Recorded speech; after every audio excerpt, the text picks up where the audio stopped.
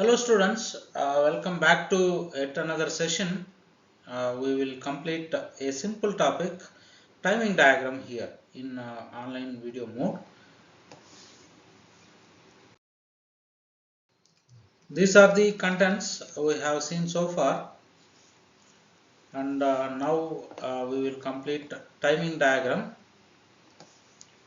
So here the timing diagram is nothing but it is graphical representation of any instruction that is being executed in the processor in terms of t states time. So we are going to see how many t states it consumes, and we are going to see its graphical representation. And a very simple topic, we have seen already instructions, 74 instructions. For each instruction, how the execution is being done and how much time it consumes, so that we are going to discuss in this topic.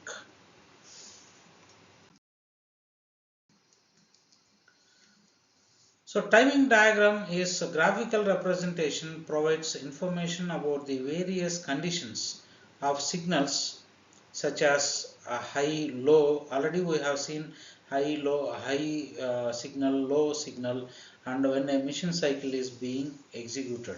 So here the peripheral devices includes memories, ports, etc. be matched with microprocessors with the help of timing diagram. And here this is very important function of timing diagram. The peripheral devices includes memories, ports, etc. be matched with microprocessors with the help of timing diagram. It represents the execution time taken by each instruction in graphical format. The execution time is represented in t states. So t states, execution time is represented in t states, and instruction cycle, the time required to execute the instruction is called instruction cycle. To execute one instruction is called instruction cycle. Mission cycle is the time required to execute the memory or input. Input output devices is called mission cycle. So mission cycle is nothing but the time required to access the memory or input and output devices is called mission cycle. So accessing a port or input output device is actually mission cycle. And here, so here a T state, the mission cycle and instruction cycle takes multiple clock periods. So here a portion of an operation carried out in one system clock period is called T state. So here it is very important. It is T state is also a 2-mark question. A portion of an operation carried out in one system clock period is called as T state. So here you can see the rising edge. So this is the rising edge, positive edge, and now from here to here it is called as one T state. So this is the falling edge, and from one peak to another peak is known as one T state, and this is the clock signal. So mission cycles of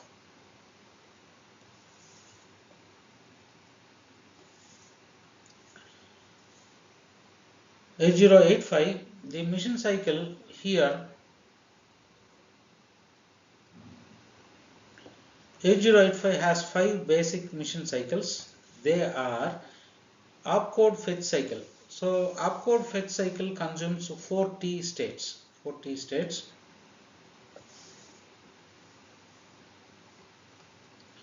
And then we have memory read cycle.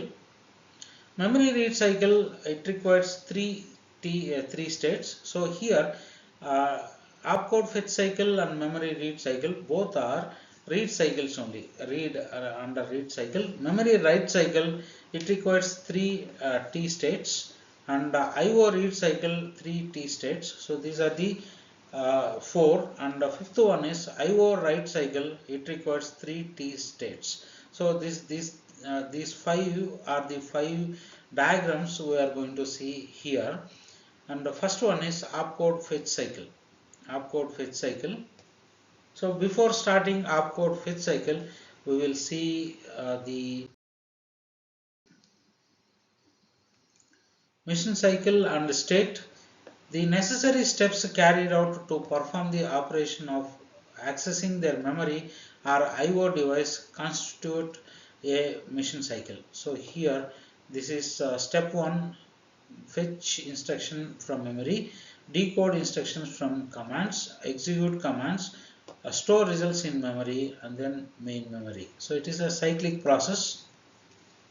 In other words, necessary steps carried out to perform a fetch, a read, or a write operation constitute a mission cycle. So here both are possible here. These are the four common steps in any program execution. So first one is opcode fetch cycle. Opcode fetch mission cycle of 8085. It is the first stage in any execution of an instruction. Each instruction of the processor has 1 byte opcode. So the opcodes are stored in memory. The processor executes the opcode fetch mission cycle to fetch the opcode from memory. Hence, every instruction starts with opcode fetch mission cycle. So here we have seen already 74 instructions. Any instruction that starts with opcode fetch mission cycle only. The time taken by the processor to execute the opcode fetch cycle is 4 T states. So it requires 4 T states. Remaining all 4 cycles require only 3 T states. So in this time, the first 3 T states are used for fetching the opcode from memory, and the remaining T state are used for internal operations by the processor. So one T state is not available to the user.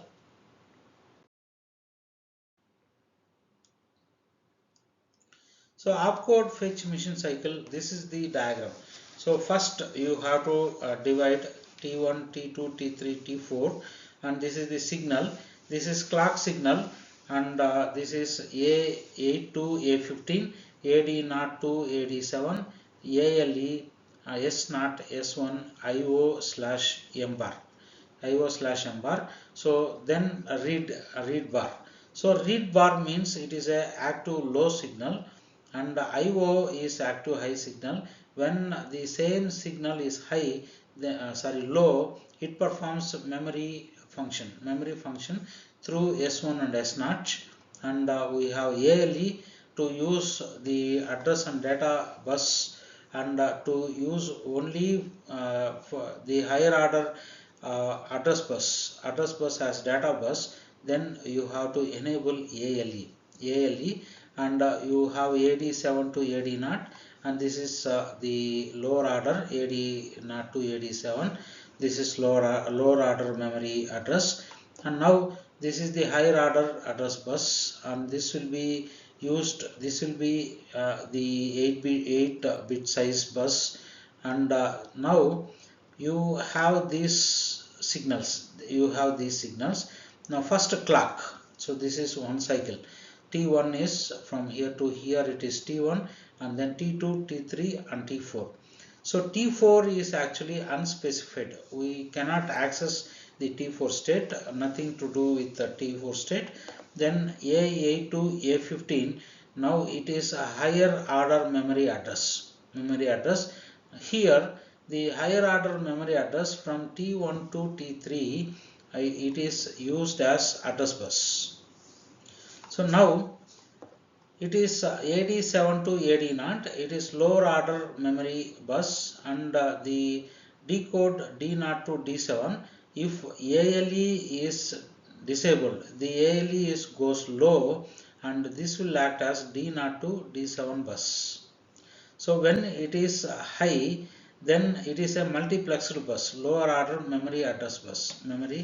address bus, it acts as AD0 to AD7, and when the ALE goes low, then this will be working as data bus, and this is ALE high and ALE low, and now the IO slash M bar S1 and S0. So IO slash M bar should be low, that is 0, and S1 is 1 and S0 is 0 for read cycle. S0 should be high and S0 should be low. S1 should be high and S0 should be low, and it performs the read cycle. So when the read is high, right, when the read is high, it is disabled, and when the read goes low, then it decodes D0 to D7, and the memory higher order bus will be taken, and the whatever in that address it is given, it will go and read the data. So it is opcode fetch machine cycle of 8085. So second one is memory read cycle of 8085. Memory read machine cycle.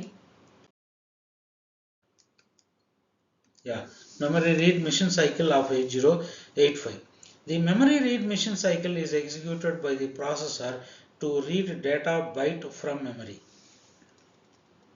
The processor takes 3 T states to execute this cycle. So this cycle requires only 3 T states, and the instructions which have more than 1 byte word size will use the machine cycle after the opcode fetch machine cycle. So when it is it is more than 1 byte word size, then it uses this cycle, memory read machine cycle, and say it is very similar to earlier fetch cycle only, and when it goes high, the ALE goes high, it acts as the lower order memory address, and this is the higher order memory address, and the S1 and S0 remains the same.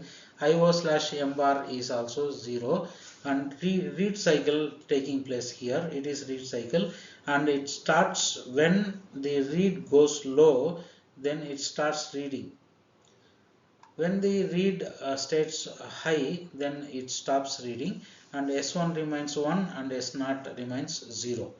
S0 remains 0. So it is very similar to earlier opcode fetch cycle, except there is no T4.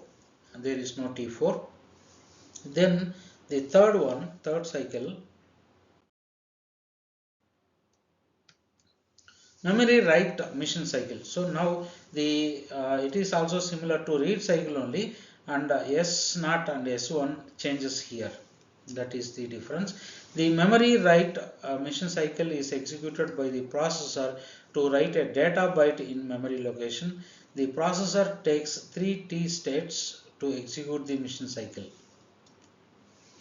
So here also T3 states, and the clock higher order address bus, lower order address bus. So it is D0 to D7. This is the D0 by D7. D0 to D7. It is the demultiplexed bus. And now S1 is 0 and S0 is equal to 1. So that is the cycle here. Only this change, otherwise the write only takes place here. When the write is low, then the data bus will write the contents into the memory location, and this is write should be low. So remaining all is same as the previous two cycles.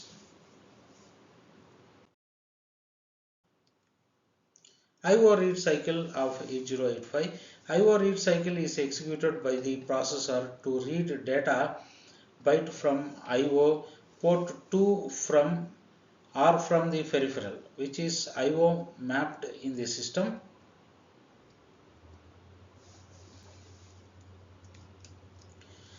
So the processor takes 3 T states, except opcode fetch machine cycle. Every cycle is required only 3 states to execute this machine cycle.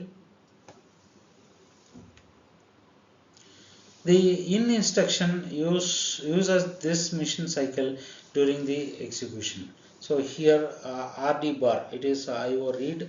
So RD bar and IO slash M bar is equal to 1. So that is, it is high, active high, and S1 remains 1 and S0 remains 0, and it is IO slash M bar is equal to 1, and it performs a read cycle. It performs a read cycle, and remaining everything is same. So here IO port address is placed on address bus. IO port address is placed on address bus. So it is one example. STA526AH is the command. For this, how the cycle timing diagram is drawn, that is you can see here. STA refers to store accumulator. The contents of accumulator is stored in the specified address 526A. 526A. So this is specified by us. So the opcode of STA instruction is set to be 32H. It is fetched from the memory 41FFH or mission cycle of mission cycle. So here then the lower order memory address is read 6A, memory read mission cycle, and the higher order memory address, so that is 52, memory read mission cycle, and the combination of both addresses are considered, and the content from the accumulator is written as 526A, so that is memory write mission cycle. Assume that the memory address for the instruction and let the content of accumulator is C7H from, so the C7H from accumulator is now stored in 526A. 526A, and the complete timing diagram for this particular 56AH is the FF32H. So this is the FF32H is the code. So instruction, this is the opcode from the opcode sheet, and the AD0 to AD7 00H 6AH 01H 52H 6AH and C7H. So now on address bus 41H 42H 42H and 52H are placed, and accordingly the ALE is working here. So first 4 T states is opcode fetch, and next 3 states are memory read, and the last one is memory write. So this is STA 526AH. So this is a simple diagram. For any instruction you can find the opcode and you can draw the similar diagram, timing diagram. So this is the complete timing diagram for one instruction. So there ends the timing diagram, students. You can refer my material. You can refer these books also. Please refer Godse book. That is the very good book for timing diagram and microprocessors. So there ends the microprocessor on microcontrollers. In next session, we will see the applications of embedded systems and microcontrollers in practice. So that is the last topic left out in unit 3, and then we will start unit 4. One more session we require to complete unit 3, students. Thank you. We stop here.